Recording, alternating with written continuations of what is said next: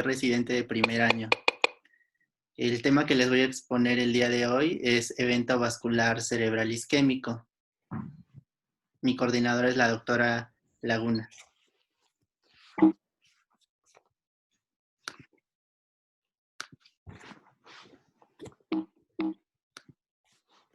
Entonces vamos a comenzar con la definición de evento vascular cerebral isquémico.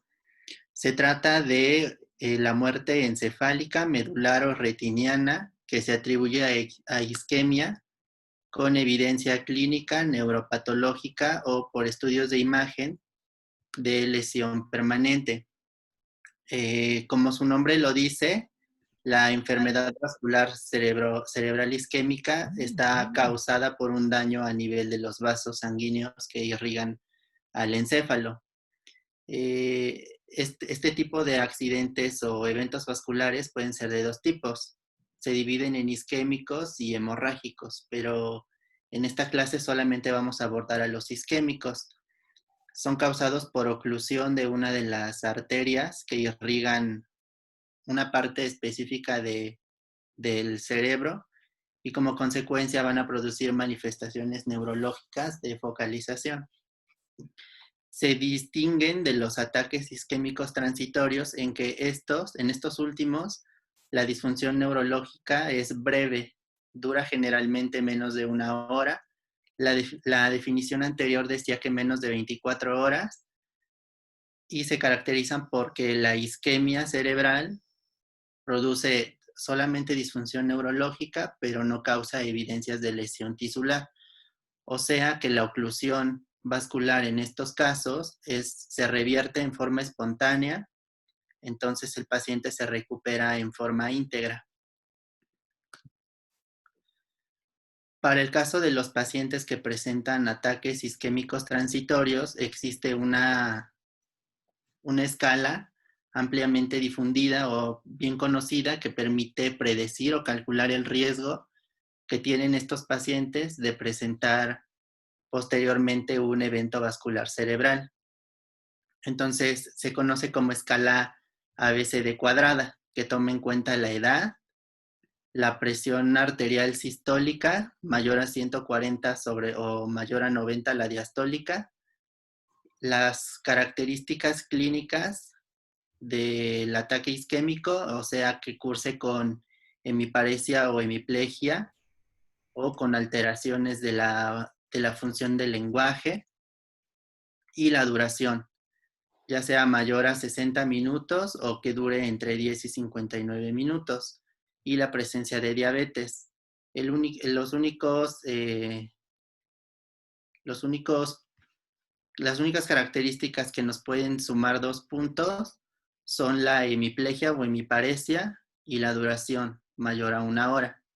Entonces, dependiendo de cuántos puntos cumple el paciente, podemos dividirlo o clasificarlo como un ataque isquémico transitorio con bajo riesgo, con riesgo moderado o con riesgo alto para presentar un EBC. Aquí les pongo cuál es el riesgo de presentarlo a los 2 días. Por ejemplo, en el de bajo riesgo, a los 2 días existe un riesgo aumentado del 1%, a la semana de 1.2%.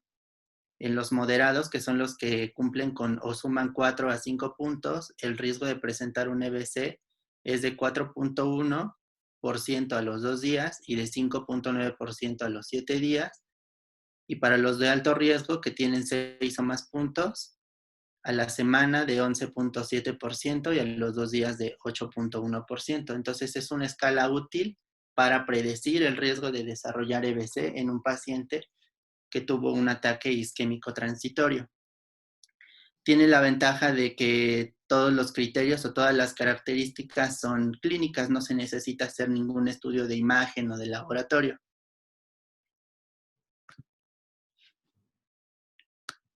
La enfermedad vascular cerebral constituye o representa la segunda causa de muerte alrededor del mundo. Se reportan aproximadamente 13.7 millones de casos cada año y de todos los casos de EBC, la mayoría corresponden a EBCs de tipo isquémico. En la literatura también podrán encontrar que se le conoce como, o se le denominan como ictus. Ictus significa golpe, y se le denomina así por el carácter súbito o repentino de esta enfermedad. En la parte derecha podemos encontrar una tabla en la que se listan algunos factores que aumentan el riesgo de presentar enfermedad vascular cerebral, algunos de ellos relacionados con el estilo de vida y otros relacionados con enfermedades o condiciones médicas. Entonces, podemos encontrar aquí también dos columnas en las que nos ponen el riesgo que se ha calculado, el porcentaje en el que se aumenta este riesgo, así como el porcentaje en el que se puede reducir ese riesgo cuando se incide ya sea en el estilo de vida o cuando se da tratamiento a todas estas enfermedades. Entonces podemos encontrar que las principales características del estilo de vida que aumentan el riesgo son el tabaquismo, el sedentarismo y el consumo excesivo de alcohol. Y entre las enfermedades médicas que predisponen, el más importante quizás sea la hipertensión arterial, sobre todo para los CVC de tipo hemorrágico. La presencia de diabetes, que si se fijan estas dos enfermedades aparecen en la escala anterior, la que vimos, la del ABCD cuadrado. Otras condiciones son la fibrilación auricular, en la que los pacientes están predispuestos a la formación de trombos en las cavidades del corazón que después pueden viajar y ocluir alguna de las arterias que irrigan al cerebro. La estenosis carotídea y la anemia falciforme, en la que también los pacientes pueden producir oclusiones o episodios de oclusiones vasculares.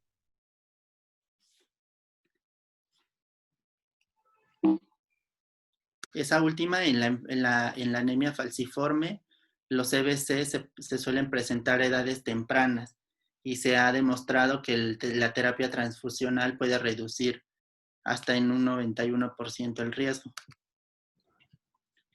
Entonces, podemos encontrar que los pacientes o que estos accidentes cerebrovasculares están favorecidos por diferentes condiciones. Quizá la más importante sea la aterosclerosis, que es la enfermedad en la que se forman placas ateromatosas que disminuyen progresivamente el flujo sanguíneo y que en un determinado momento esa placa se puede dañar, puede formarse algún trombo y puede llegar también a desprenderse y a producir el EBC por un mecanismo de embolia. La disección cervical, en la que la íntima de alguna arteria se rompe el endotelio y entonces se forma una cavidad que se va extendiendo y se va llenando de sangre. La displasia fibromuscular, que son alteraciones de la pared de los vasos, la fibrilación auricular no tratada o incluso las enfermedades intracraneales de pequeño vaso, que difícilmente se pueden demostrar por estudios de imagen. Entonces, Ah, ¿perdón? es una compañera que si la puede aceptar. Yo la acepté. Ah, gracias. Entonces, se ha propuesto una clasificación etiológica de los eventos vasculares cerebrales isquémicos según el mecanismo por el que se produzcan.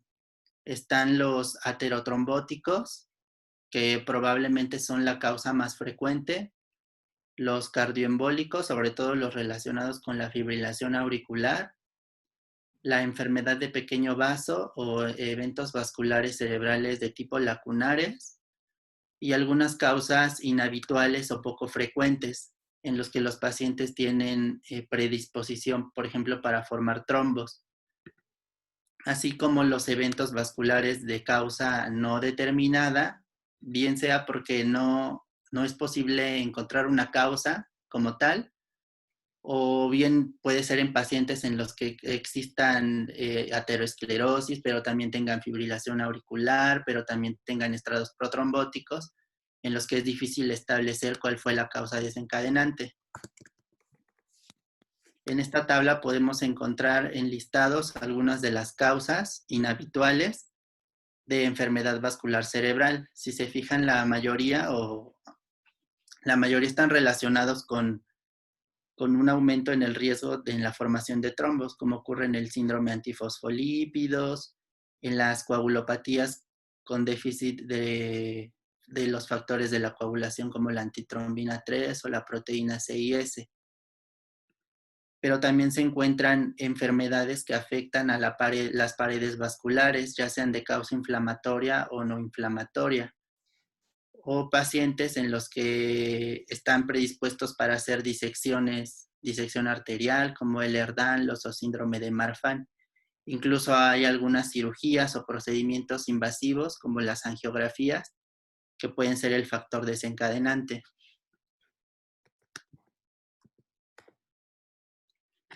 En la imagen de la derecha encontramos un gráfico que relaciona la presión de perfusión cerebral con el flujo sanguíneo cerebral. La presión de perfusión cerebral básicamente depende de la presión arterial media y esta pues de la presión arterial del paciente. Entonces existe un rango que se conoce como zona de autorregulación normal, más o menos entre 50 hacia arriba, de presión arterial media, en la que el paciente es capaz de controlar o el cuerpo tiene los mecanismos suficientes para poder mantener el flujo sanguíneo cerebral constante, que sería esta línea. Entonces, si se fijan, cuando baja la presión arterial y como consecuencia baja la presión de perfusión cerebral, en el cerebro existen mecanismos compensadores como la vasodilatación, que ayuda a mantener el flujo sanguíneo cerebral constante.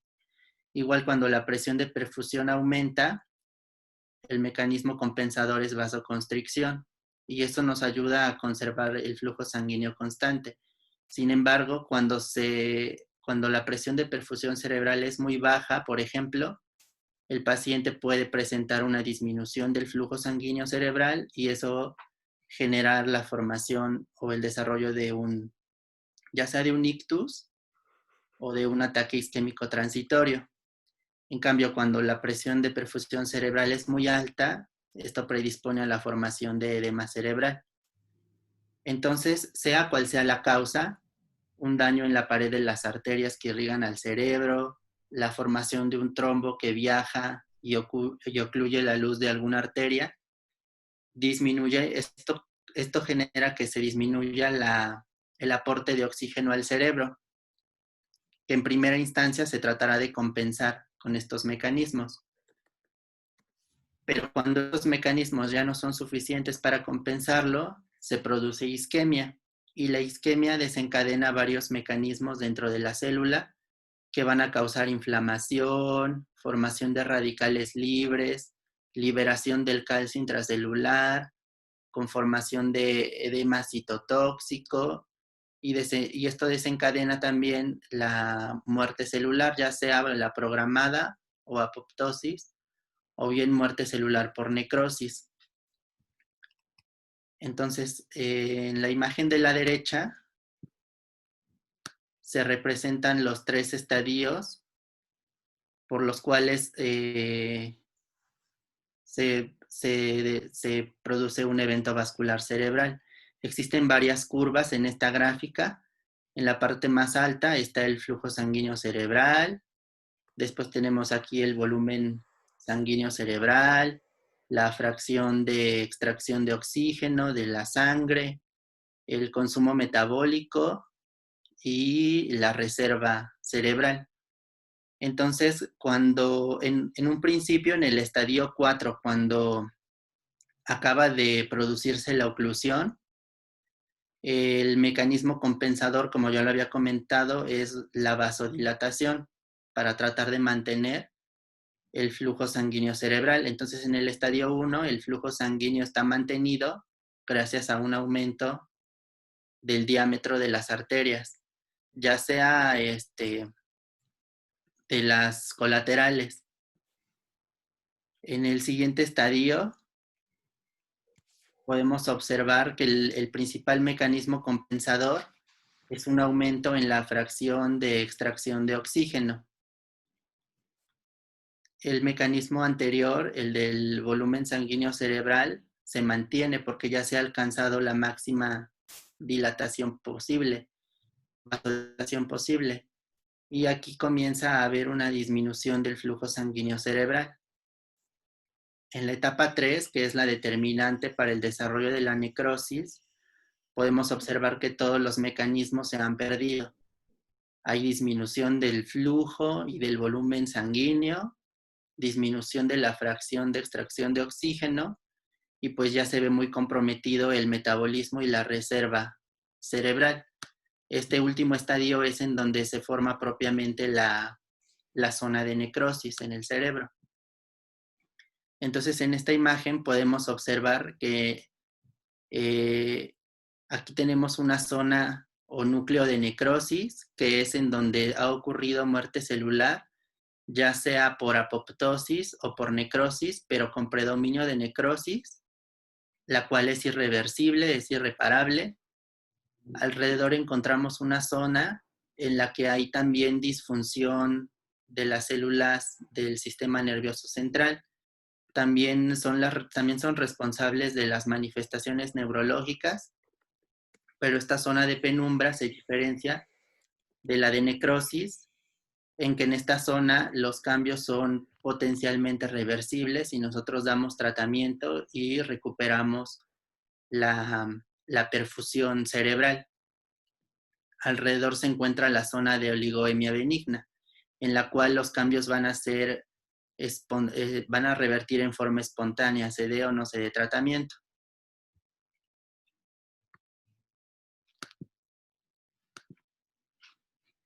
En esta imagen les pongo las principales arterias responsables de los accidentes cerebrovasculares.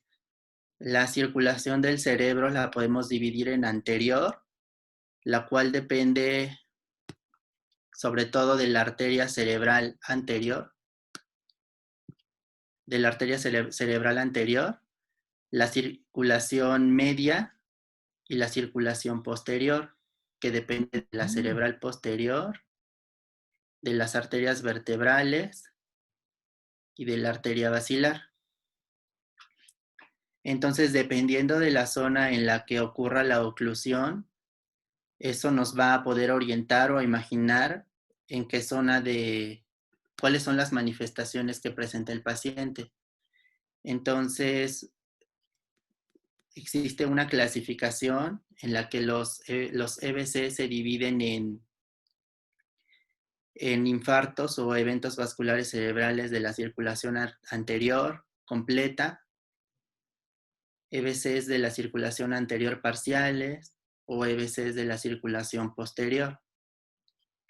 En esta imagen también podemos observar un esquema o un diagrama en los que se muestran los territorios de la corteza cerebral irrigados por cada arteria, por la cerebral anterior, la cerebral media y la cerebral posterior.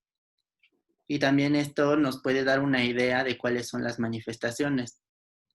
Recordemos que, por ejemplo, la corteza occipital es la responsable del procesamiento de los estímulos visuales. Entonces es fácil imaginar que un EBC de la circulación posterior pueda tener como manifestación ceguera cortical, por ejemplo.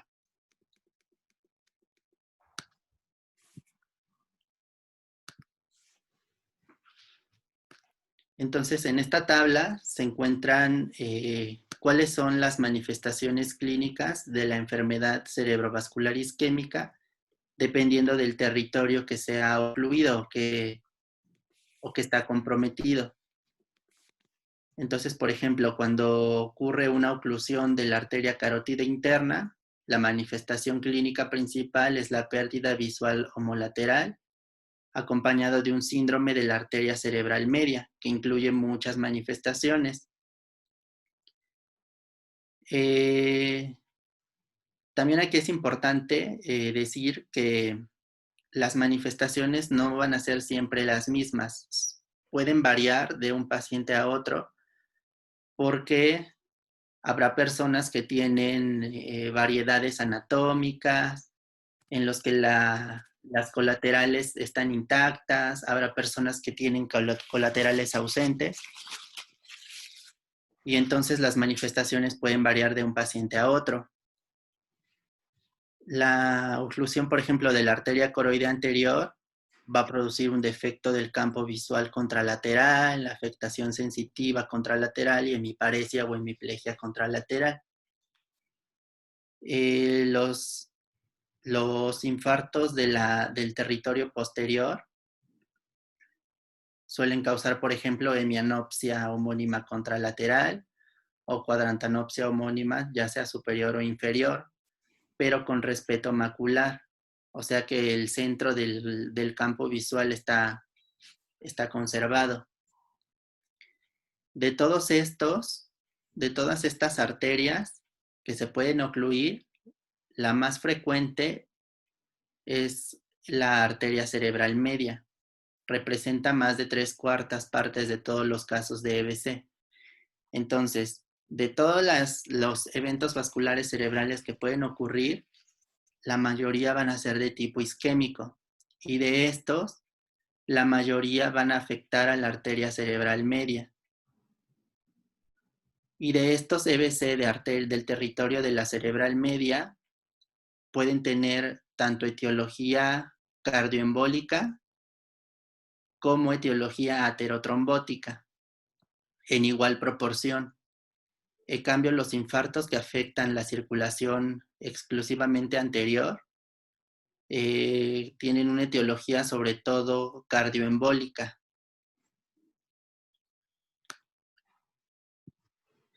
Y los infartos que afectan a la circulación posterior tienen como principal causa la lipohialinosis.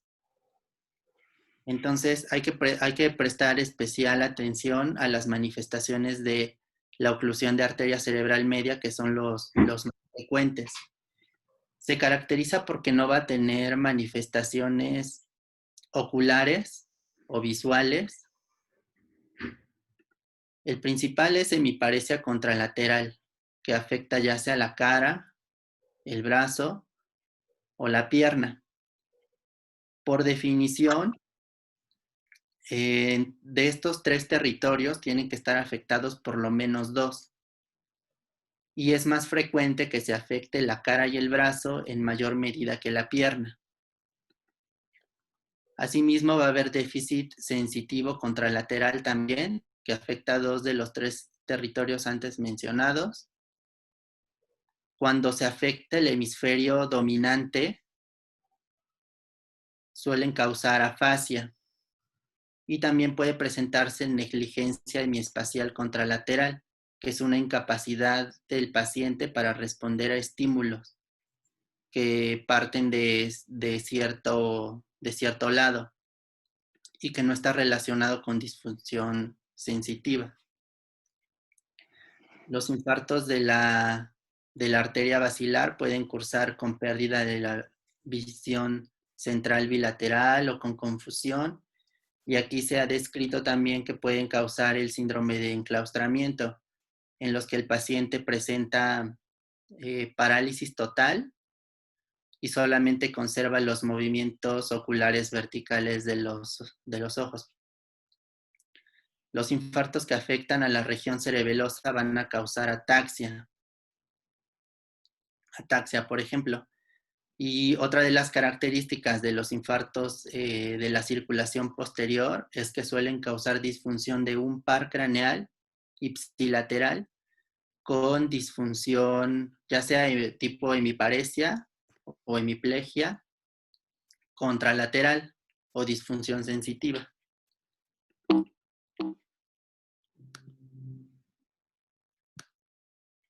Para el caso de los síndromes clínicos lacunares o infartos lacunares, que son los que afectan a las arterias penetrantes del cerebro, se han dividido en cinco síndromes clínicos clásicos, aunque existen incluso más de 20, pero estos son los más frecuentes.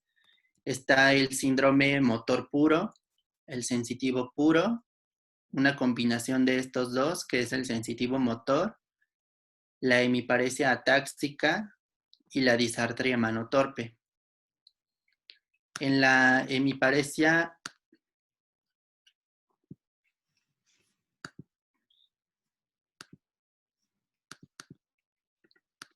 en el síndrome motor puro, síndrome lacunar motor puro, se caracteriza porque hay ausencia de déficit sensitivo o visual, así como trastornos de la conciencia o de las funciones mentales superiores, y va a afectar en forma contralateral, ya sea con hemiparesia o con hemiplegia.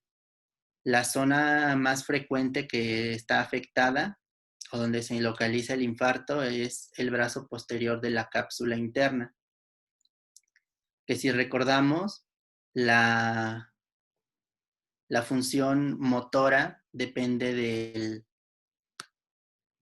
del tracto corticoespinal, que viaja desde la corteza hacia la médula espinal. Entonces, en teoría, cualquier infarto que ocurra en este trayecto puede causar manifestaciones motoras. El sensitivo puro, en cambio, se caracteriza porque no hay disfunción motora. Se puede tratar de un síndrome deficitario o irritativo.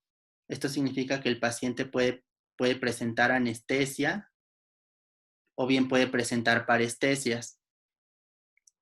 Este puede ser de presentación global o parcial, dependiendo de si afecta la sensibilidad profunda o la sensibilidad superficial o ambas.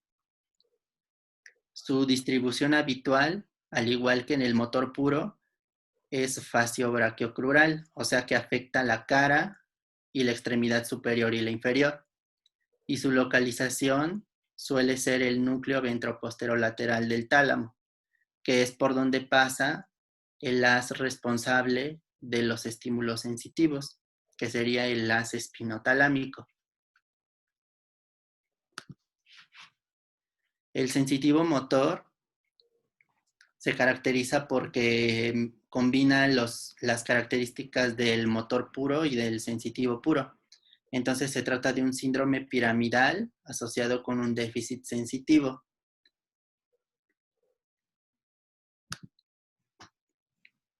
Y la hemiparesia atáxica afecta a la vía córtico-pontocerebelosa.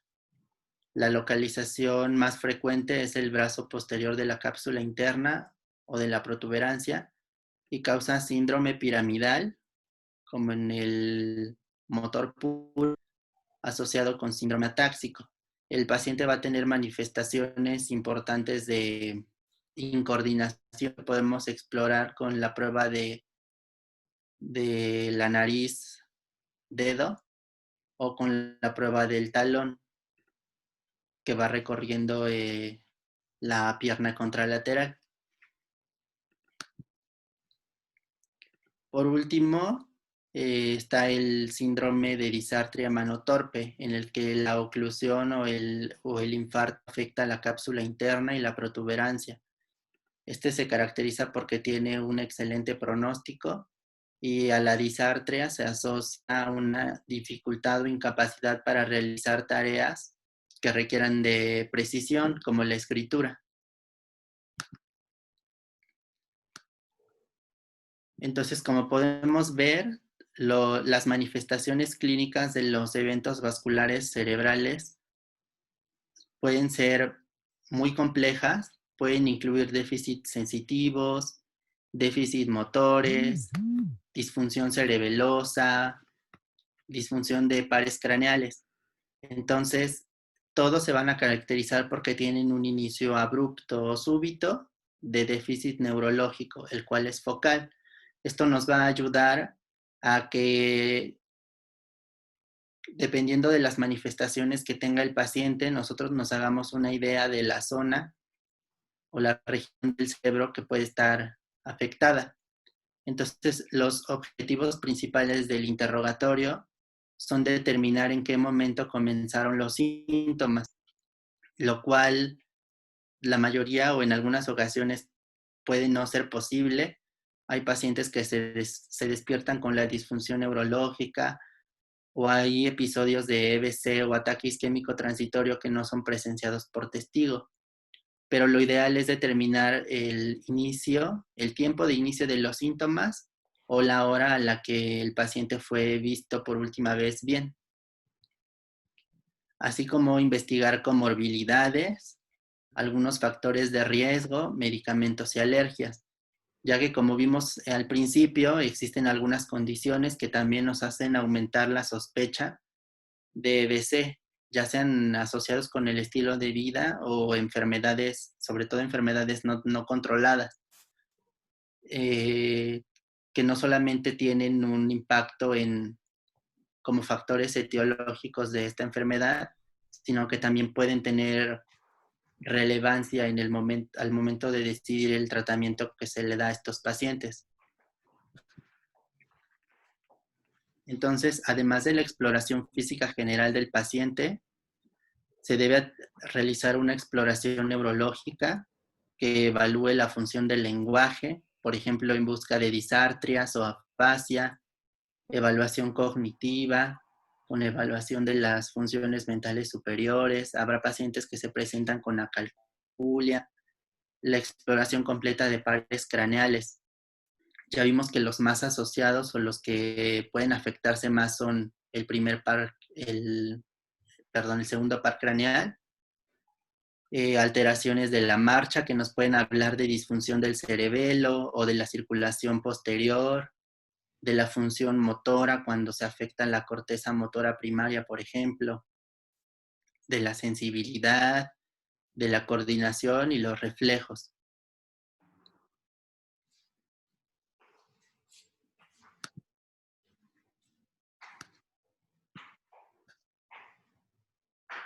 Entonces, en esta tabla nos podemos encontrar cuáles son los estudios diagnósticos inmediatos durante la evaluación de un paciente que tiene probablemente un EBC isquémico agudo. Son muchos las pruebas complementarias que se pueden realizar, ya sea de imagen o de laboratorio. Sin embargo, el más importante serían estos. Sería obtener una imagen, que puede ser una tomografía simple o una resonancia magnética sin contraste. Ese es de todos los estudios quizá el más importante. Y existe un tiempo ideal en el que se debe de realizar este estudio. Entre otras pruebas de laboratorio o de gabinete se encuentran la glucosa sanguínea, que es quizá la segunda prueba más importante que tenemos que obtener, porque los pacientes con hipoglucemia pueden presentar también manifestaciones muy parecidas o que nos confundan. La saturación de oxígeno como parte integral del manejo de soporte inicial del paciente. A todos los pacientes en forma inicial se les tiene que evaluar el ABC de la reanimación. Pruebas como los electrolitos séricos y las pruebas de funcionamiento renal quizá nos pudieran ayudar para decidir si realizamos estudios contrastados, los hemogramas completos con recuento plaquetario, así como los tiempos de coagulación en pacientes que toman anticoagulantes orales, por ejemplo, o en pacientes que tienen enfermedades protrombóticas. Marcadores de isquemia cardíaca, porque un infarto o un infarto agudo de miocardio puede también predisponer al desarrollo de un ictus. Y el electrocardiograma. En cuanto a las imágenes o a las pruebas de imagen, podemos encontrar varias modalidades. La más utilizada es la tomografía computarizada simple, la cual nos ayuda a detectar zonas de hipodensidad relativa. Sin embargo, no en todos los pacientes vamos a encontrar datos de isquemia. El diagnóstico del EBC es fundamentalmente clínico. La utilidad de la tomografía es para determinar la naturaleza del evento vascular cerebral, o sea, dividirlo en isquémico y hemorrágico, y para poder guiar el tratamiento.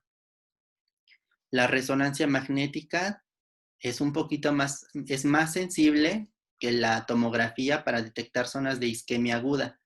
Entonces hay pacientes en los que no hay datos de isquemia en la tomografía, pero si se les hace una resonancia, ahí sí se pueden encontrar hallazgos, como sucede en los infartos lacunares. Otros estudios más específicos que evalúan exclusivamente la vasculatura cerebral son la angiotomografía, que tiene como beneficio que no requiere utilizar medio de contraste. Entonces, en pacientes que tienen insuficiencia renal, pues sería una buena opción. Este requiere medio de contraste, a diferencia de la angioresonancia, la cual se puede utilizar en pacientes que tienen insuficiencia renal. Y otros estudios como el ultrasonido Doppler carotídeo, que nos permite valorar la integridad de las arterias extracraneales, pero su indicación en un contexto agudo es infrecuente, suelen ser más para prevención secundaria.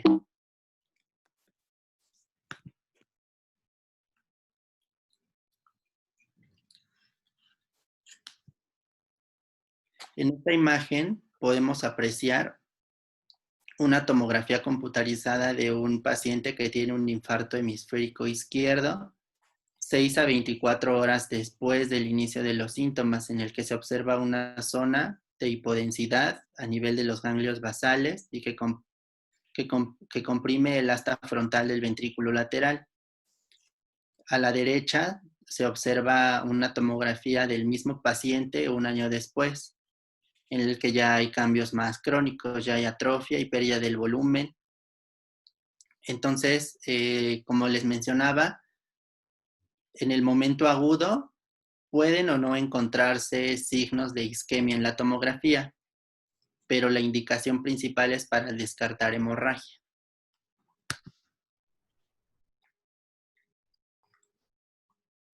Aquí podemos observar, por ejemplo, una tomografía computarizada que no muestra signos aparentes de lesión isquémica. Pudiéramos decir que es una tomografía normal, pero a ese mismo paciente se le hicieron pruebas especiales, se le hizo un mapeo del se le llama cociente de difusión, en el cual sí se pueden observar cambios relacionados con la isquemia o con el evento agudo. Entonces, sí hay estudios más sofisticados, más avanzados, que incluso permiten medir el volumen del infarto, permiten valorar el volumen sanguíneo de esa zona, permiten valorar el flujo sanguíneo cerebral, incluso determinar o medir la zona de penumbra. Sin embargo, estos estudios ya son más sofisticados y no se utilizan para guiar el tratamiento inicial. Entonces, a nivel prehospitalario, la Asociación Americana de EBC recomienda que se eduque a la población en el reconocimiento de los síntomas o signos que puedan sugerir un evento vascular cerebral, así como difundir los números de emergencia a los que debe llamarse en caso de que estos síntomas se presenten. Se prefiere que los pacientes utilicen estos servicios de emergencia porque en teoría estos servicios pueden derivar a los pacientes a unidades especiales en donde los pacientes pueden recibir el tratamiento adecuado sin perder tiempo. Recordemos que, como en el caso del corazón, en el EBC también el tiempo es cerebro. Entonces, en cuanto a la evaluación inicial, a nivel prehospitalario, existen algunas escalas que nos permiten predecir el riesgo o la probabilidad de que nos encontremos ante un EBC. Las más difundidas son la de Cincinnati, la escala FAST y la escala de Los Ángeles. Entonces hay que recordar bien los nombres. Estas son escalas de evaluación prehospitalaria. Las más utilizadas son Cincinnati y Los Ángeles. Después se dará manejo inicial prehospitalario, que incluye el ABC de la reanimación, el control de la temperatura, de la saturación de oxígeno. Y además los servicios prehospitalarios deben de notificar a la unidad receptora sobre las características del paciente. Entonces deben de avisar que tienen a un paciente, la edad, el sexo, los antecedentes, si es que los conocen, así como los puntajes en estas escalas, para que la unidad hospitalaria que vaya a recibir al paciente también se prepare para el manejo de este. Entonces hay unidades, o dependiendo del nivel hospitalario, serán los recursos con los que cuenten las unidades hospitalarias. Habrá quienes tienen tomografía nada más, habrá quienes puedan realizar resonancia o angioresonancia o angiotomografía o incluso estudios más específicos. Y la guía de la AJA recomienda que los pacientes sean trasladados a un centro con capacidad para hacer estos estudios especiales o incluso tratamientos intervencionistas como la trombectomía mecánica, si trasladarlos a esa unidad receptora implica un retraso de máximo 15 minutos.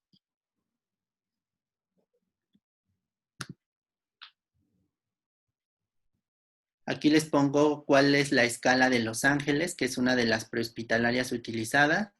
Toma en cuenta la edad del paciente, ausencia de antecedente de convulsiones o epilepsia, la duración de los síntomas, si el paciente al inicio se encontraba en silla de ruedas o postrado, la glucemia del paciente, que ya vimos que la hipoglucemia puede causar también síntomas de disfunción neurológica, y características de disfunción motora, de la sonrisa, que si se fijan incluye las 3 regiones que les había comentado. Y estas tienen que ser valoradas en forma bilateral. Esta escala tiene una sensibilidad del 78% y una especificidad del 85%. Entonces, de las escalas prehospitalarias, las más sensibles son la de Cincinnati y la FAST. La más específica es la de Los Ángeles. Aquí tenemos la escala de Cincinnati, que evalúa 3 parámetros. La asimetría facial, tenemos que pedirle al paciente que nos muestre los dientes o que sonría y vamos a comparar o buscar asimetrías. El descenso del brazo, le pedimos al paciente que con los ojos cerrados extienda los brazos y vamos a evaluar si los mantiene juntos, si alguno de los dos pierde fuerza en alguno de los dos. Y también vamos a evaluar el habla pidiéndole que repita una frase como esta: 3 tigres comen trigo en un trigal.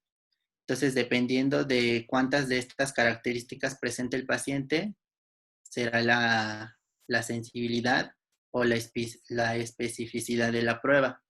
Entonces vemos que la especificidad es máxima cuando las 3 características son positivas, alcanzando hasta el 99%.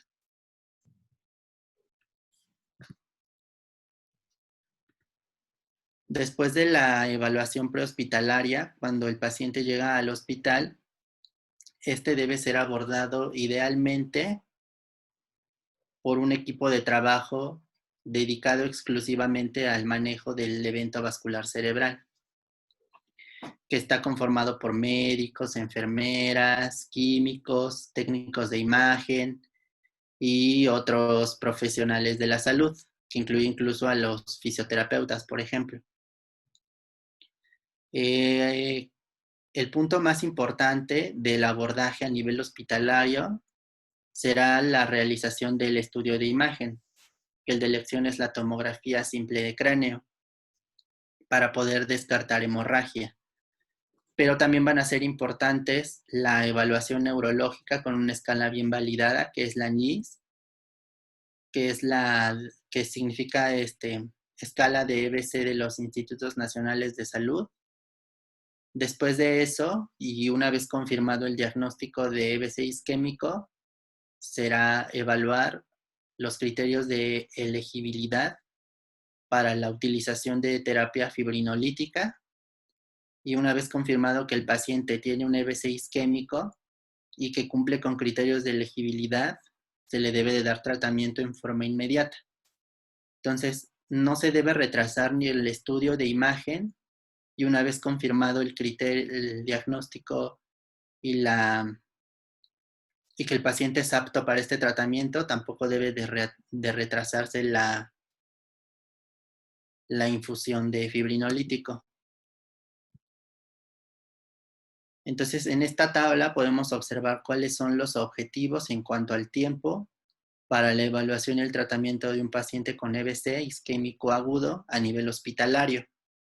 Entonces, después de que el paciente llega al servicio de urgencias, tenemos que obtener la tomografía computarizada o resonancia magnética para descartar hemorragia, valorar el ABC de la reanimación, los signos vitales, aportar oxígeno si el paciente tiene una saturación menor a 94, asegurar un acceso intravenoso para poder realizar reanimación hídrica o administración de medicamentos, solicitar estudios de laboratorio básicos. Ya vimos que los ideales son conocer la glucosa y el estado de coagulación del paciente. Entonces podemos pedirle pruebas de coagulación, una química sanguínea, electrolitos séricos completos.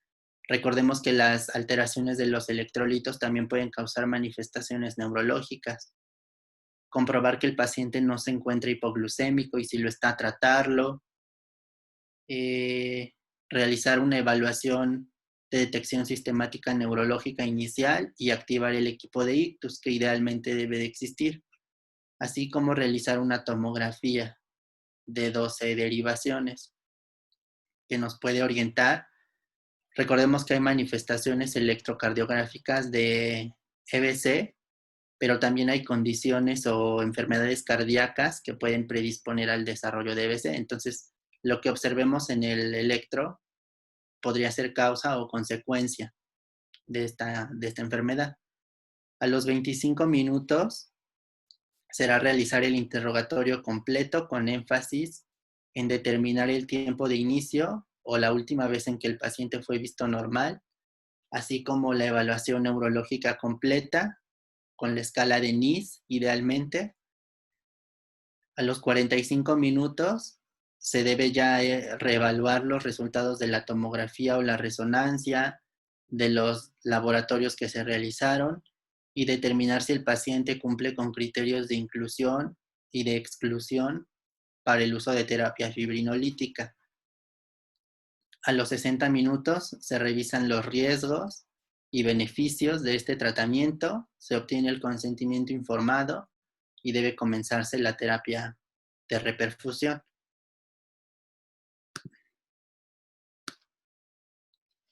En esta imagen podemos observar las características o los criterios que toma en cuenta la escala NIS, que es la de los Institutos Nacionales de Salud, para determinar la severidad del EBC. Entonces, si se fijan, toma en cuenta función motora o la fuerza de las piernas o de las extremidades superiores, los cuales se califican o se evalúan en forma bilateral.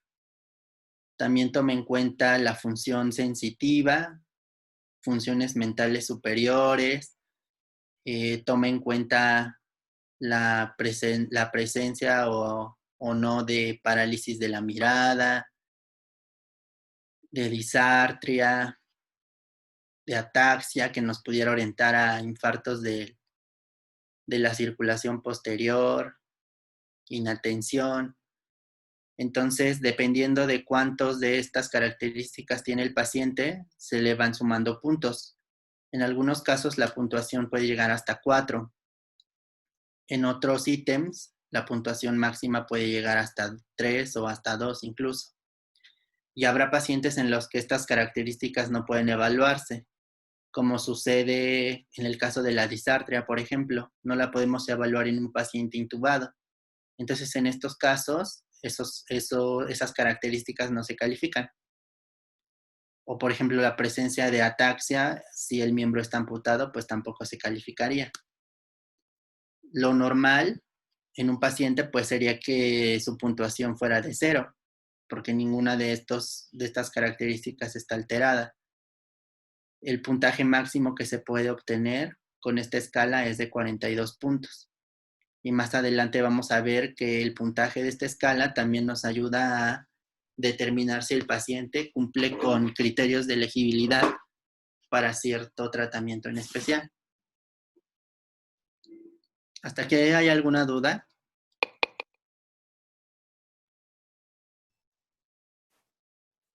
No. Bueno, entonces, como les había comentado, el objetivo primordial es realizar una tomografía computarizada, la cual puede ser simple y la cual es la recomendada por la Asociación Americana de EBCs. Idealmente se tiene que obtener o se tiene que tomar en los primeros 20 minutos después del ingreso hospitalario. La utilidad de esta prueba es descartar hemorragia, no es tanto buscar signos de isquemia, los cuales ya vimos que pueden estar incluso ausentes en una etapa muy aguda. Y su valoración se puede realizar con una escala que se llama Aspects. Entonces, en un paciente que llega con EBC y le hacemos una tomografía y esta nos permite, y esta descarta hemorragia, podemos ir pensando en el tratamiento que le vamos a ofrecer, el cual en la mayoría de los casos es la fibrinolisis. La escala Aspects es una escala de valoración por tomografía de cráneo simple que requiere de 2 cortes. Uno a nivel de los ganglios basales y el otro corte a nivel de los ventrículos laterales. Y se dividen a estos cortes en regiones dependiendo de los territorios que irriga la arteria cerebral media. Entonces, por ejemplo, tenemos a los territorios superiores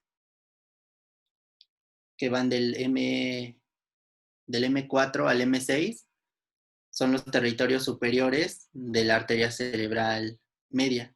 Entonces tenemos, por ejemplo, el superoanterior, el superolateral y el superoposterior. Y a nivel de los ganglios basales estarían los inferiores. Igual el inferoanterior, el inferolateral y el inferoposterior.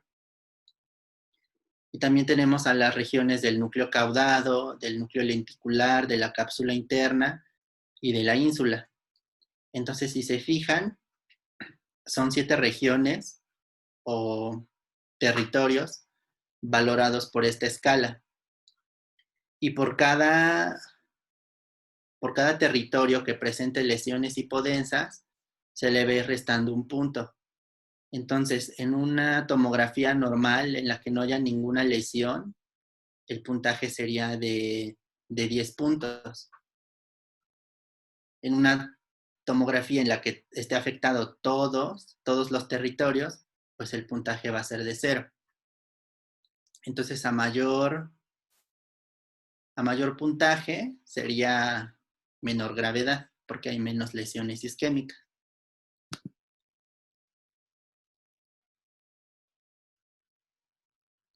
Ahora, en cuanto al tratamiento de soporte, este se va a ofrecer al paciente tanto a nivel prehospitalario como hospitalario.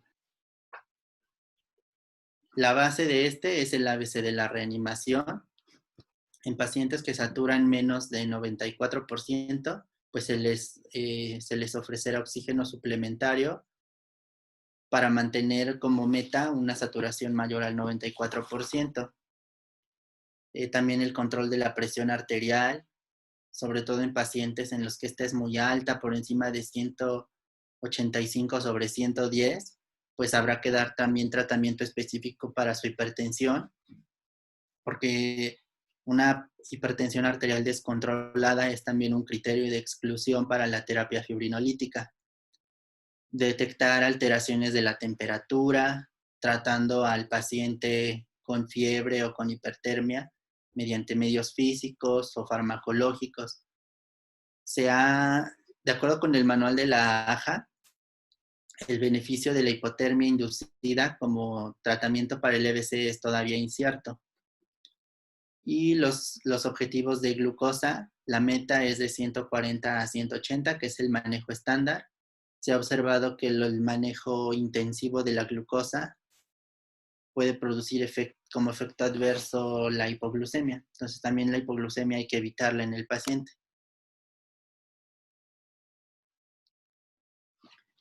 Entonces, dependiendo de las características clínicas que presenta el paciente, dependiendo de las características observadas por los estudios de imagen y dependiendo de cuánto tiempo ha pasado desde el inicio de los síntomas o desde que el paciente fue visto normal por última vez, se va a decidir el tratamiento establecido. En primer lugar, se tiene que descargar la presencia de hemorragia. Una vez descartada, podemos pensar en ofrecerle al paciente una terapia de reperfusión, que puede realizarse con medicamentos fibrinolíticos o bien en forma mecánica, con procedimientos intervencionistas. Entonces, los pacientes candidatos a terapia fibrinolítica son aquellos que se encuentran con un periodo de ventana de 3 horas o de hasta 4.5 horas para casos seleccionados. El medicamento de primera elección para realizarla es la alteplasa, aunque en algunos casos especiales puede llegarse a considerar el tenecteplas, a diferencia de la trombectomía mecánica, la cual tiene un periodo de ventana más amplio. Para la Asociación Americana del Corazón está limitado a 6 horas. Para algunos otros autores se puede extender este periodo de ventana hasta 12, 18 o hasta 24 horas después del inicio de los síntomas. Obviamente el abordaje mediante trombectomía mecánica requiere de estudios de imagen más específicos. La trombectomía mecánica se puede realizar con stent retriever, que es el más utilizado, que es como el que les pongo en la imagen de la derecha, aquí después de la extracción del trombo, pero también se puede utilizar dispositivos que aspiran el trombo. Y se puede realizar mediante anestesia general o bien con sedación consciente para reducir los riesgos. La alteplasa, que es el fibrinolítico de elección para estos pacientes, está indicado cuando estos cumplen con un periodo de ventana de máximo 3 horas o hasta 4 horas y media para algunos casos. Su beneficio es dependiente del tiempo. Por eso se hace tanto énfasis en la realización temprana de la tomografía, así como el inicio del tratamiento tan pronto como sea posible.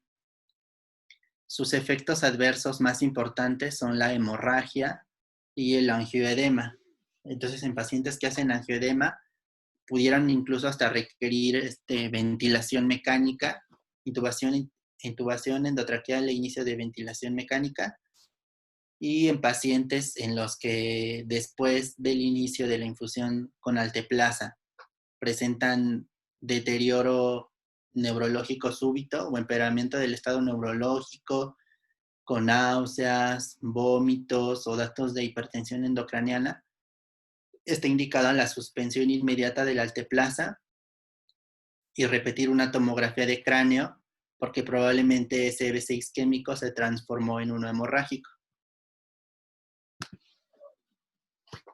Entonces, los criterios de inclusión para terapia fibrinolítica con alteplasa en un paciente que cumple con un periodo de ventana de 3 horas como máximo son que se haya realizado el diagnóstico de ictus isquémico con déficit neurológico medible.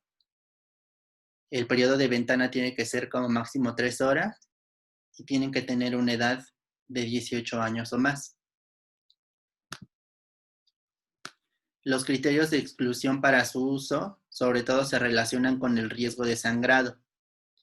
Entonces, en pacientes con traumatismo craneal significativo o ictus previo en los últimos 3 meses, con síntomas indicativos de hemorragia subaracnoidea, náusea, vómito en proyectil, cefalea intensa, punciones arteriales en zonas no compresibles, antecedente de EBC hemorrágico previo, malformaciones cerebrales que predispongan o aumenten el riesgo de hemorragia, como los aneurismas, malformaciones arteriovenosas o neoplasias, cirugías ya sean intracraneales o intraespinales, la hipertensión arterial, que ya habíamos comentado que es una de las contraindicaciones para el uso de fibrinolíticos, y los pacientes que presentan criterios de inclusión, y quizá el único criterio de exclusión que tengan sea una hipertensión arterial descontrolada, podrían beneficiarse de tratamientos antihipertensivos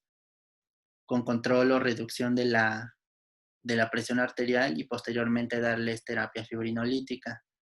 La hemorragia interna activa también es criterio de exclusión, las diátesis hemorrágicas con trombocitopenia menor a 100,000, con tiempos de coagulación prolongados, uso de anticoagulantes orales, hipoglucemia menor a 50 miligramos por decilitro. Recuerden que la hipoglucemia se debe de tratar en forma inmediata. Probablemente al corregirla, el paciente se recupere neurológicamente y a lo mejor las manifestaciones eran de hipoglucemia y no tanto de un EBC. Y también es un criterio de exclusión las tomografías que muestran hipodensidad mayor a 1/3 del hemisferio cerebral, que corresponderían a infartos multilobulares. Otros criterios de exclusión relativos, o sea, en estos casos se puede valorar el riesgo-beneficio de la terapia fibrinolítica, son síntomas mínimos o que mejoran rápidamente o que incluso llegan a desaparecer en forma espontánea, lo cual pudiera corresponder a un ataque isquémico transitorio, el embarazo, presencia de convulsiones al inicio, crisis convulsivas al inicio con afectación neurológica residual postictal, cirugía mayor o trauma grave en los 14 días previos, hemorragia digestiva o urinaria reciente o infarto agudo de miocardio reciente. Entonces, en estos casos, se tiene que realizar una valoración integral del paciente y si el beneficio supera el riesgo, pues se puede utilizar la alteplasa. Ahora, para pacientes que ya superaron el periodo de ventana de 3 horas, pero que se encuentran todavía dentro del periodo de 4 horas y media, se puede todavía llegar a considerar el tratamiento con terapia fibrinolítica, siempre y cuando no cumplan con otros criterios de exclusión. Los criterios de exclusión y exclusión anteriores también son aplicables para estos pacientes, pero además se suman estos criterios de exclusión, los cuales son relativos e incluyen edad mayor a 80 años, un puntaje mayor a 25 en la escala de NIS, tratamiento con anticoagulantes orales sin importar el INR y antecedente de diabetes mellitus e ictus isquémico previo.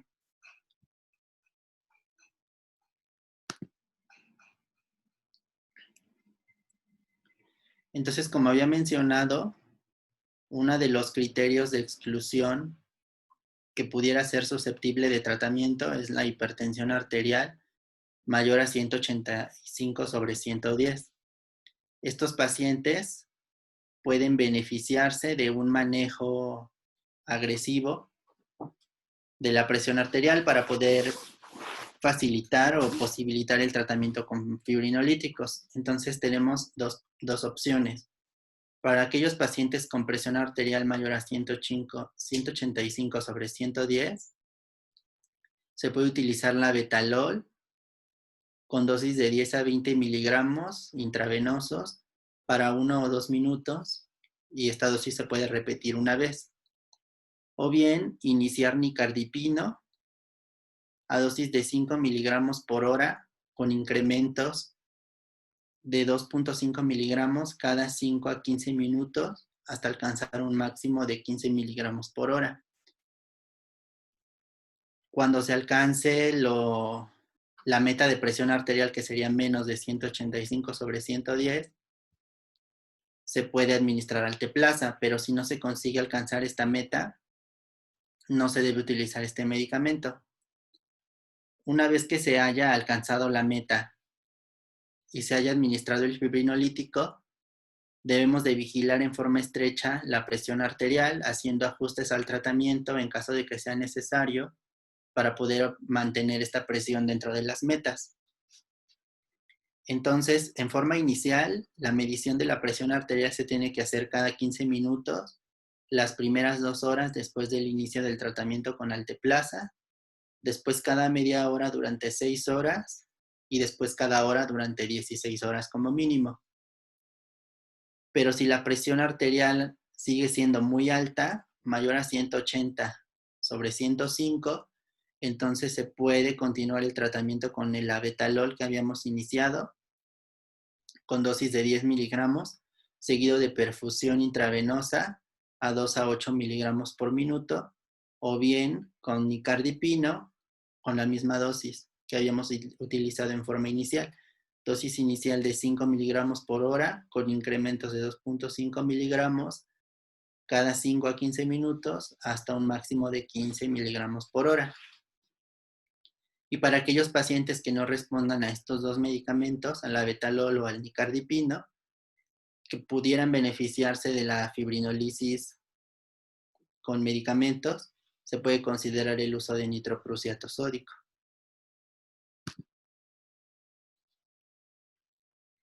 Entonces, un paciente que llega con manifestaciones clínicas claras de EBC, al que se le realizó una tomografía de cráneo, se descartó hemorragia, se valoró la escala de NIS y se tomaron en cuenta los criterios de inclusión y de exclusión para terapia fibrinolítica y se determinó que es apto para este tratamiento. La alteplasa se tiene que administrar tan pronto como sea posible a dosis de 0.9 miligramos por kilogramo, con una dosis máxima de 90 miligramos para 1 hora, administrando el 10% de la dosis en bolo para 1 minuto. Idealmente, el paciente tendrá que ser ingresado a la unidad de cuidados intensivos o a una unidad de ictus, una unidad especial para tratamiento de ictus. Y si durante la infusión o perfusión con este medicamento el paciente presenta cefalea intensa, hipertensión aguda, náuseas o vómito, o deterioro neurológico, la infusión se detiene y se realiza la tomografía para descartar que no nos encontremos ante una EBC con transformación hemorrágica. La presión arterial, como ya vimos, se tiene que controlar en forma estrecha, sobre todo en los pacientes que llegaron con una crisis hipertensiva y en los que se inició medicamento con la abetalol o nicardipino. Aquí están los periodos por los que se debe de controlar: cada 15 minutos 2 horas, cada media hora 6 horas y cada hora durante 24 horas. Se recomienda retrasar la colocación de tubos nasogástricos, de sondas vesicales o de catéteres de presión intraarteriales, siempre y cuando el paciente se pueda manejar en forma segura sin ellos, porque aumentan el riesgo de infecciones intrahospitalarias.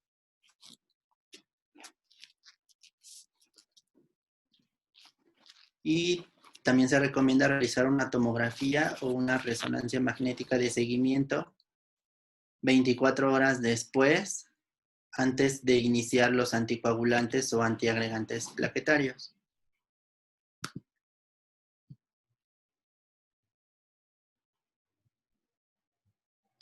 Las metas para el control de la presión arterial es un objetivo de menos de 180/105 milímetros de mercurio. Si recuerdan el diagrama, uno de los diagramas que vimos al principio, el flujo sanguíneo cerebral está determinado por la presión de perfusión cerebral y esta está condicionada por las cifras de TA. Entonces, en pacientes con cifras muy altas, como más de 120/220 milímetros de mercurio, reducirla en forma súbita nos va a reducir la presión arterial media y como consecuencia también va a reducir el flujo sanguíneo cerebral, lo cual puede ser deleterio para la condición clínica del paciente. Entonces, en estos casos se recomienda reducir 15% de la TA en las primeras 24 horas. No más, porque podemos empeorar la perfusión cerebral. Y en cuanto a los pacientes que requieran oxígeno suplementario, la meta será obtener o mantener una saturación mayor al 94%.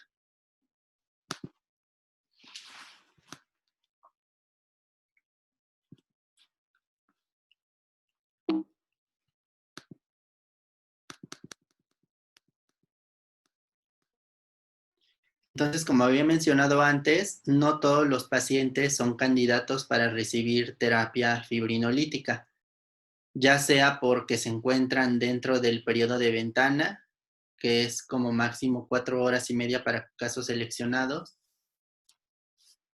o bien porque presentan contraindicaciones para el uso de alteplasa.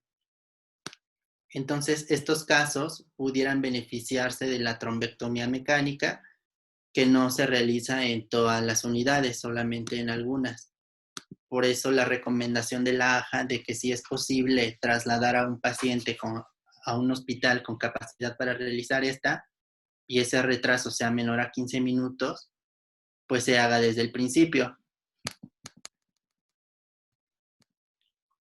Entonces, en esta tabla les pongo los criterios de inclusión para trombectomía mecánica.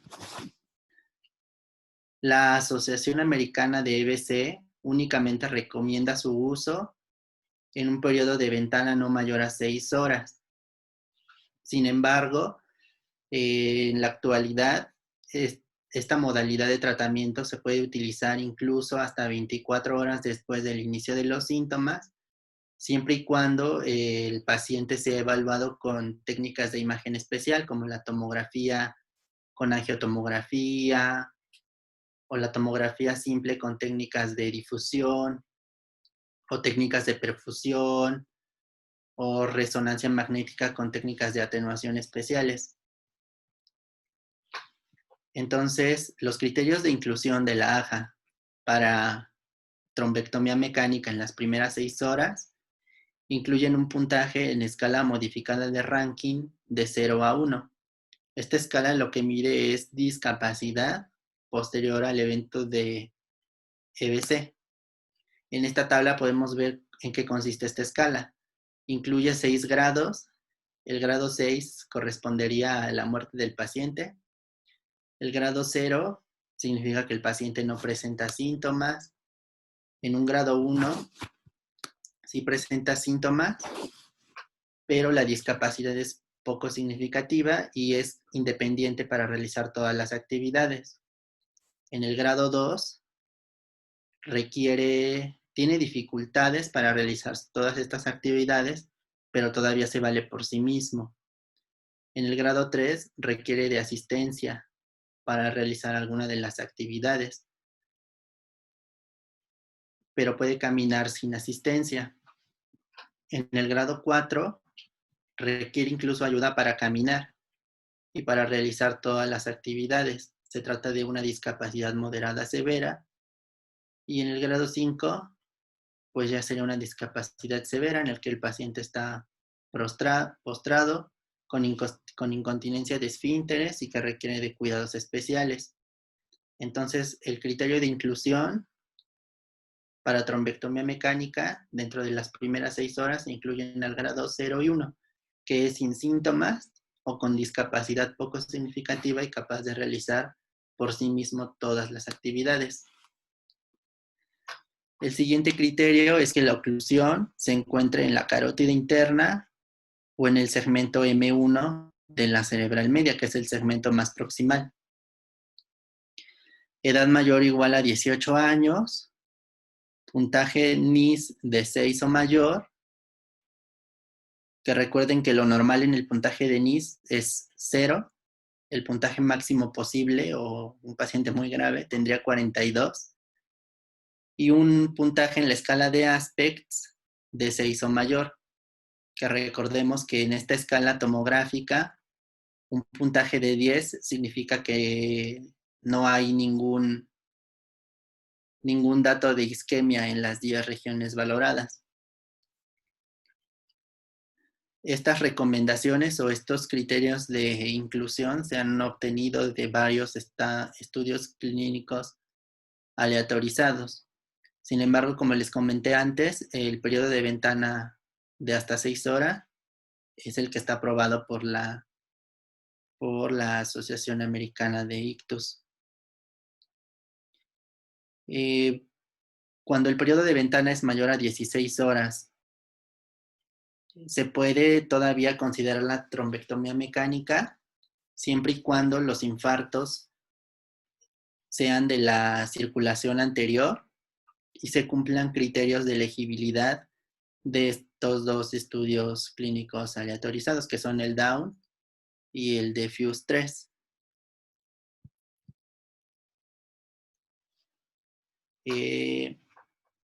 Nada más para mencionarlo, la valoración de estos criterios requiere de estudios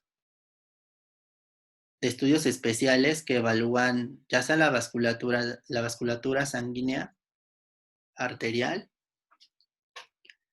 o bien que permitan la medición del núcleo isquémico o incluso de la zona de penumbra. Entonces, el mismatch que aquí podemos observar se refiere a la discordancia que existe entre la zona de penumbra y el núcleo isquémico, lo cual de forma simple podemos decir que nos puede hablar de cuánto de tejido es recuperable con la terapia de reperfusión. Entonces, si nos fijamos, estos criterios requieren que se haga imagen de resonancia magnética con técnica de difusión, que se mida el flujo sanguíneo cerebral y que se determine el tamaño del núcleo isquémico. Y se haga correlación en el caso de los criterios Down con la edad del paciente y con la gravedad valorada con la escala de Nice. El estudio de Fuse 3 solamente toma en cuenta criterios imagenológicos. Aquí no se toma en cuenta ni la escala de Nice ni la edad del paciente. Entonces, para pacientes que cumplen los criterios de elegibilidad Down o de Fuse 3 y en los que el infarto comprometa alguna arteria de la circulación anterior, se puede considerar la trombectomía mecánica. En cambio, para pacientes en los que el periodo de ventana supere las 16 horas y hasta las 24 horas de duración, aquí ya solamente aplican los criterios de elegibilidad Down.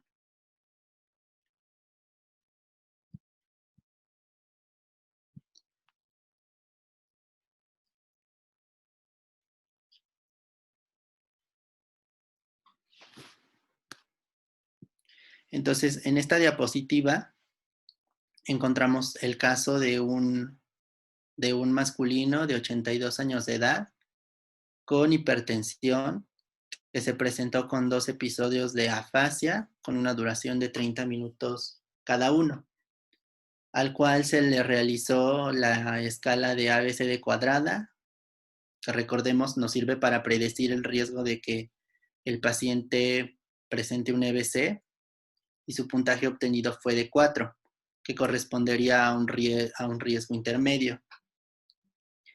Se le realizó una resonancia magnética con técnica de difusión, la cual no mostró evidencia de infarto agudo.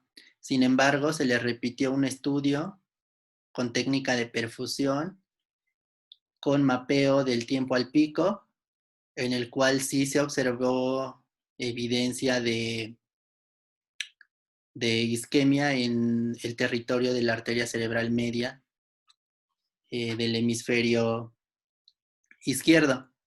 Entonces, a los 2 días presentó en forma súbita hemiplegia del lado derecho con afasia.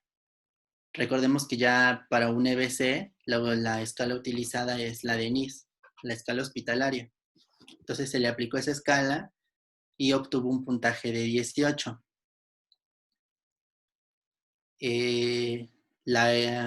el cual había iniciado a las 6 de la mañana. Se colocó la cabeza, bueno, se colocó al paciente en decúbito supino completo y se le administraron 2 litros de solución salina normal con mejoría de los síntomas hasta alcanzar un NIS de 12 puntos. Después se le administró alteplasa, se le realizó también trombectomía intraarterial y presentó mejoría clínica con un puntaje de NIS después del procedimiento de 0 puntos.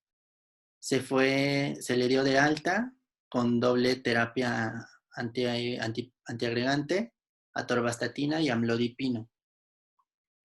Entonces, como podemos ver, este caso representa más o menos todo lo que hemos visto.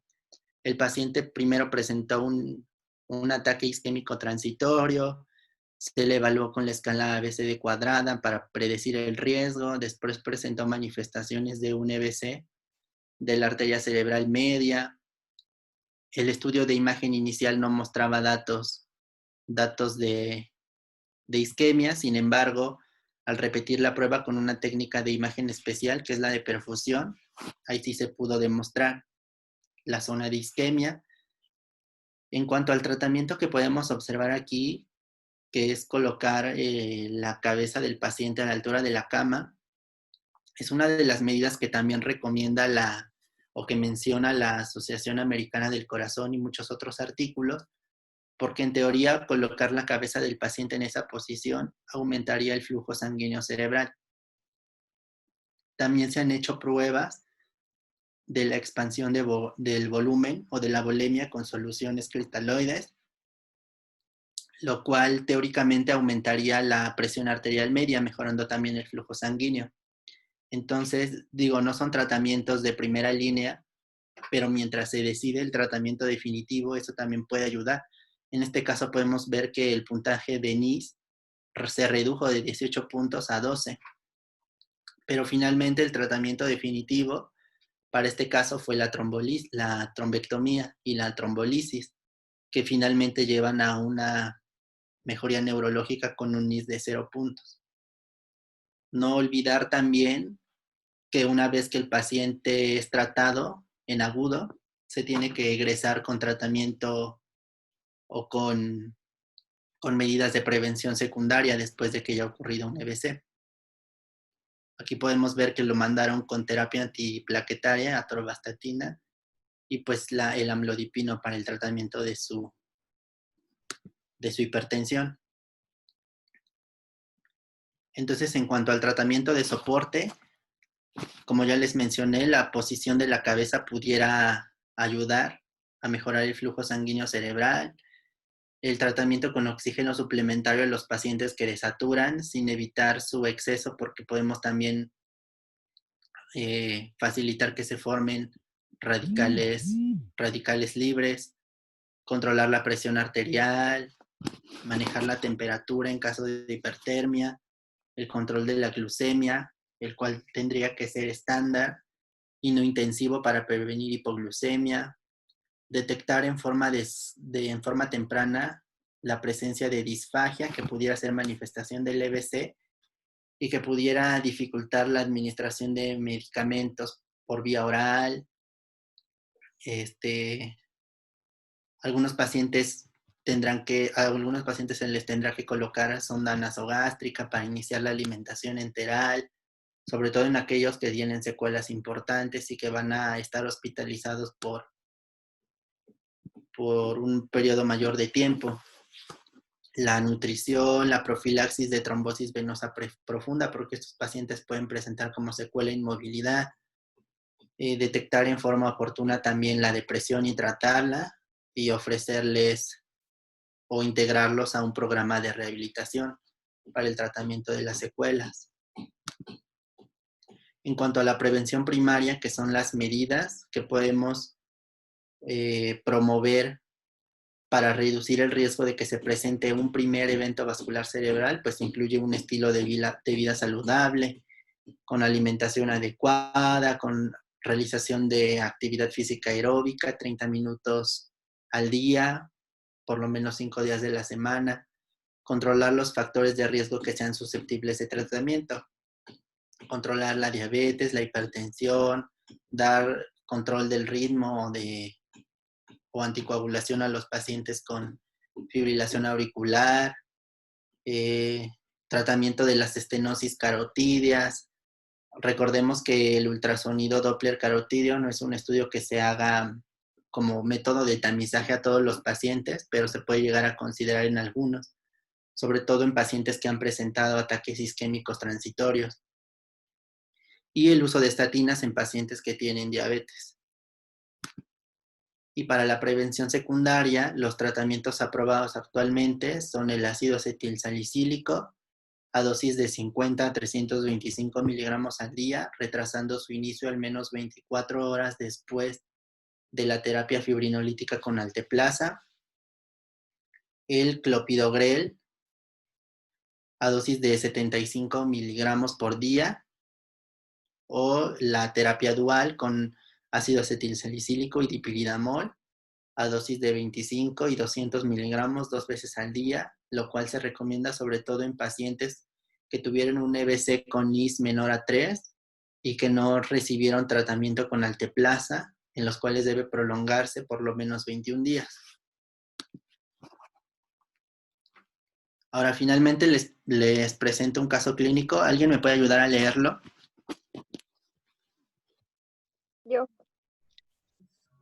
Paciente femenino de 59 años de edad, ama de casa con antecedente de hipertensión arterial sistémica de 2 años de diagnóstico en tratamiento con losartán 50 miligramos cada 12 horas y diabetes mellitus tipo 2 de 2 años de diagnóstico en tratamiento con metformina 850 miligramos cada 24 horas. Que es llevada por su hija ya que 40 minutos previos a su ingreso presentó palpitaciones, amaurosis fugaz, desviación de la comisura labial a la izquierda, afasia no fluente y disminución de la fuerza en hemicuerpo derecho. Se encontró con cifras tensionales de 140 sobre 80 milímetros de mercurio, frecuencia cardíaca de 115 latidos por minuto, saturación de oxígeno del 95%. En la exploración física inicial destacan la presencia de afasia motora, hemiparesia derecha con afección sensitiva superficial ipsilateral, Babinski derecho y ruidos cardíacos arrítmicos. ¿Qué estudio de imagen se debe solicitar en forma inicial para la elección del tratamiento? Pues, ¿a la contesto o ya? No, si la puedes contestar, por favor. Sí, dijimos que primero hay que hacer una TAC de cráneo simple para ver si es tipo isquémico o hemorrágico. Muy bien. De forma inicial, el estudio siempre va a ser la tomografía computarizada simple. Precisamente para eso. Su objetivo es descartar hemorragia, aunque no encontremos datos de isquemia. ¿Alguien puede leer la siguiente pregunta o leer la siguiente?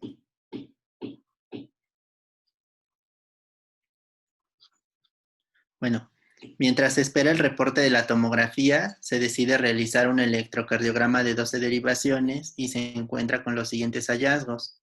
¿Alguien que quiera hacer algún comentario sobre el electro? Pues tiene una fibrilación auricular, ¿no?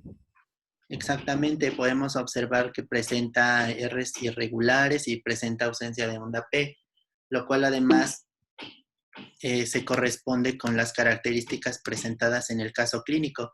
La paciente presentaba palpitaciones y además al ingreso tenía una frecuencia cardíaca de 115 latidos por minuto. Entonces eso es lo que llama la atención en forma inicial, ¿no? Que hay una fibrilación auricular.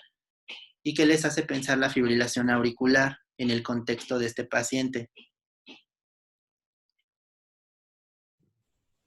Pues ¿Tiene un origen cardioembólico de su EBC? Exactamente, como es una fibrilación auricular no tratada porque no se comentó en los antecedentes de la paciente, probablemente el origen del EBC sea cardioembólico. Que era la siguiente pregunta. Ahora, la tomografía de cráneo simple reporta una imagen de hiperdensidad en el trayecto de la arteria cerebral media izquierda, sin datos de hemorragia ni lesiones ocupantes de espacio. ¿Cuál correspondería al tratamiento de primera elección en esta paciente?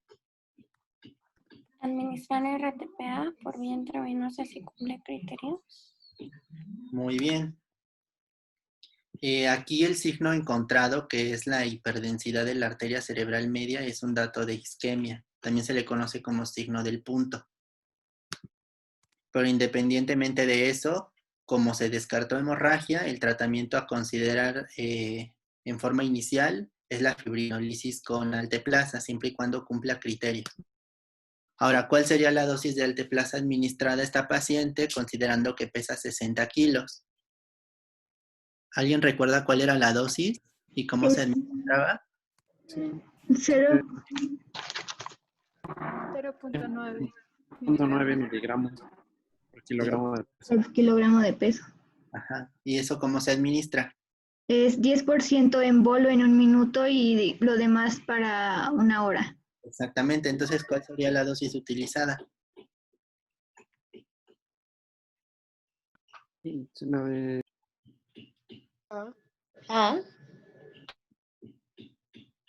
La 54 miligramos para una hora, administrando 5.4 como bolo para el primer minuto. ¿Tienen alguna duda sobre la exposición? Una duda.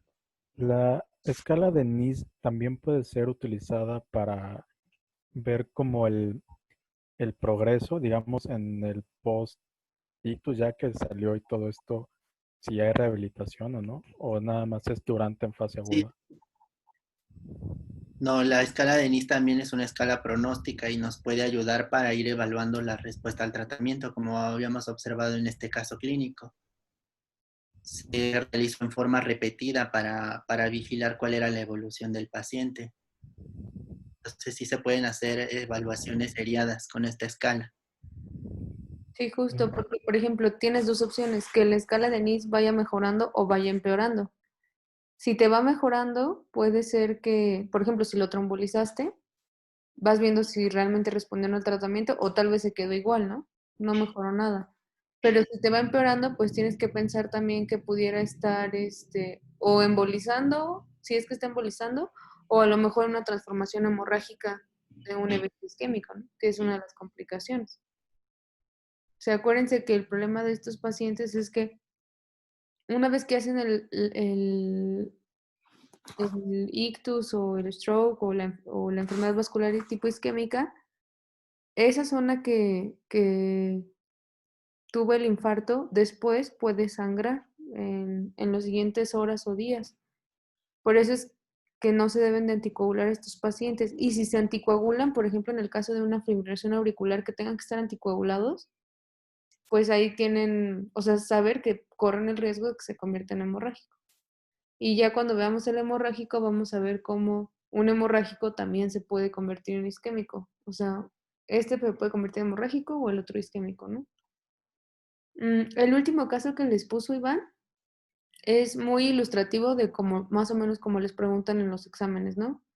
Ese caso clínico, las preguntas, se tienen que saber bien la dosis del RTPA, recordar que es el medicamento que se utiliza. También, ¿se acuerdan que ya estuvimos viendo varias escalas? ¿Para qué era la escala del MRC? ¿Se acuerdan?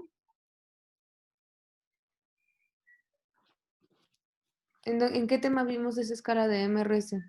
De Disnea. De Disney la vimos en EPOC.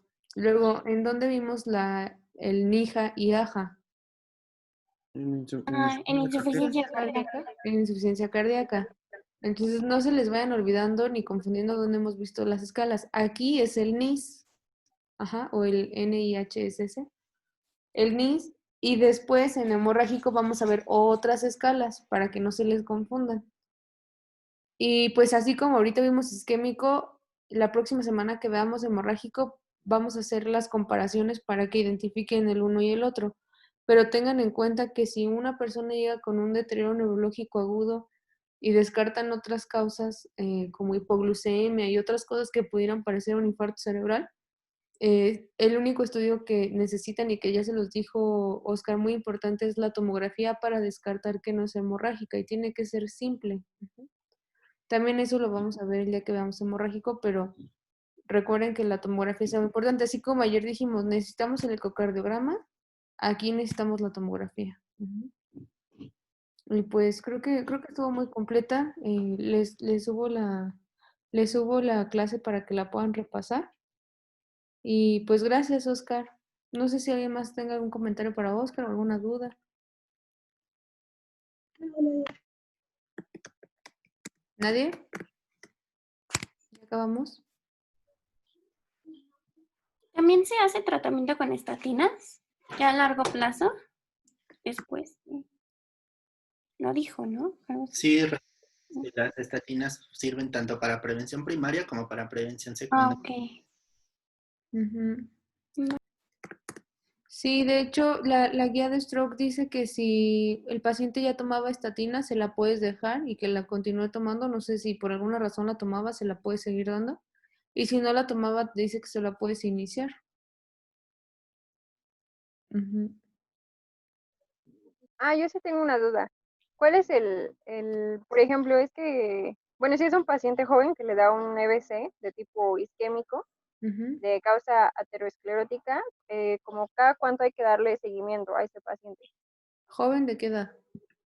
Pues como de unos 35 años. Específicamente ese caso entra en otro tema que es la enfermedad vascular cerebral en paciente joven. Se sigue un protocolo diferente porque es muy raro que un paciente joven tenga este tipo de eventos. Entonces, a esos pacientes más bien hay que darles seguimiento para ver si no es otra causa rara de infartos, como puede ser una malformación arteriovenosa o alguna trombofilia, o de verdad que si tengan, no sé, algún padecimiento cardíaco, tal vez congénito, que no se haya dado cuenta y que esté embolizando. A esos pacientes se les hace un protocolo diferente y dependiendo la causa que se encuentre es el tratamiento que se deja. Y también el seguimiento. Por ejemplo, si un paciente tiene una trombofilia y hace un evento vascular cerebral, pues necesitas dejarlo anticoagulado prácticamente de por vida. Porque si le quitas la anticoagulación, pues va a volver a hacer el evento vascular. O si es una cardiopatía congénita y no se ha dado cuenta, pues hay que operarlo. O sea, depende de la causa, es como va a ser el seguimiento. No tanto por el EBC, sino más bien por la causa. O sea, no hay como una regla. No sé si me expliqué. Sí, doctora, gracias. ¿Alguien más? Ese tema de EBC en paciente joven no lo vemos con ustedes, más bien lo vemos en el temario de residentes cuando vemos neurología. Porque tiene su propio, pues es otra clase aparte, tiene un protocolo un poco más complicado porque son causas más raras a lo que casi siempre vemos, ¿no? Que esto es como lo más frecuente, los eventos vasculares cerebrales de personas grandes que tienen factores de riesgo, etcétera. ¿Alguien más? ¿No? Bueno, pues muchas gracias, Iván. No, ¿de qué? Todos den gracias a Iván. Gracias. Gracias. Bueno, nos vemos a las 9 porque hoy vamos a ver anemias ferropénicas